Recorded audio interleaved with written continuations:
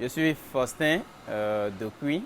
Je suis un doctorant en management de ressources animales à l'université d'Abomey-Calavi du Bénin.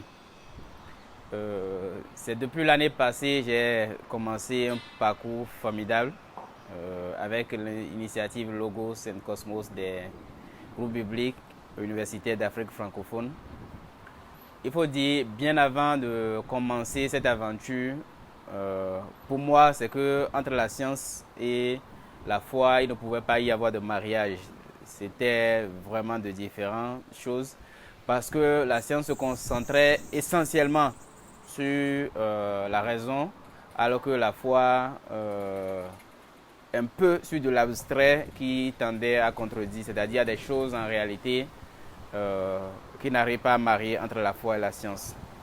Mais ce parcours au travers des modules de formation que nous avons suivis, des lettres, des livres que nous avons lus et des différentes confrontations, des débats que nous avons eus m'a permis de comprendre clairement au fait en réalité que la science et la foi en réalité au fait ne sont pas des ennemis et ne doivent même pas être des ennemis, puisque la foi qui en quelque sorte est un peu basée par rapport à la théologie, qui est en quelque sorte l'interprétation au fait du livre qui a été révélé, la Bible qui a été révélée à nous, et en même temps la nature que la science essaye de comprendre davantage, sont les deux des dons de Dieu.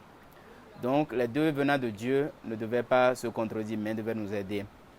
Et ayant compris cela, je me suis dit, mais tiens, il y a beaucoup de nos collègues qui sont dans la même situation que ce que je vivais. Donc, pour ça, à la fin de la première année, je me suis dit, il faut mettre un projet en place pour que les leaders de mon université, les leaders des groupes bibliques locaux, puissent être équipés par rapport à ces questions de science et foi, de telle manière qu'ils ne commettent pas les mêmes erreurs, pour qu'ils puissent proclamer l'évangile d'une autre manière.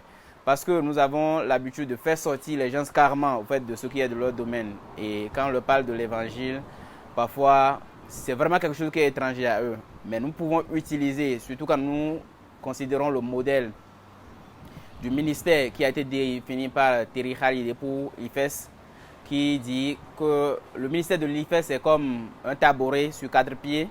La piété, l'évangélisation, l'apologétique et le dialogue. Mais essentiellement, le dialogue et l'apologétique sont lésés au niveau de mon mouvement national.